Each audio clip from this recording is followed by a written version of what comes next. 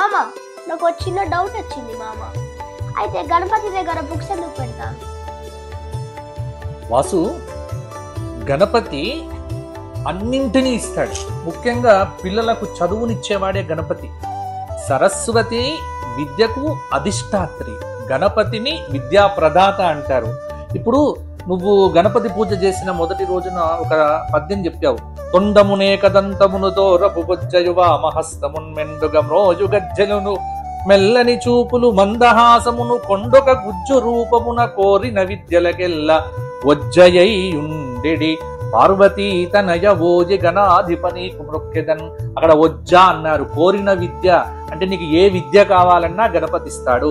అందుకే గణపతి చతుర్థి రోజున మన పుస్తకాలన్నీ గణపతి దగ్గర పెట్టి, పెన్నులన్నీ గణపతి దగ్గర పెట్టి, అక్షంతలు వేసి, ఆ గణపతి దగ్గర పూజ చేసినటువంటి పుస్తకాలు మనం స్కూల్కు తీసుకువెళ్తే శక్తి ఎక్కువగా వచ్చి ప్రతి పరీక్షలో నువ్వు ఫస్ట్ క్లాస్లో పాస్ అవుతావు, నీకు అద్భుతమైనటువంటి మార్కులు వస్తాయి. అందుకే తప్పకుండా గణపతి చతుర్థి రోజున పుస్తకాలు గణపతి దగ్గర పెట్టి అక్షతలు తీసుకొని, ఆ అక్షతలు రోజు స్కూల్కు వెళ్లే ముందు శిరస్సు మీద పెట్టుకొని, ఆ బొట్టు కూడా రోజు పెట్టుకొని స్కూల్కు వెళ్ళాలి వాసు. అప్పుడు చదువులో నీవు నెంబర్ 1.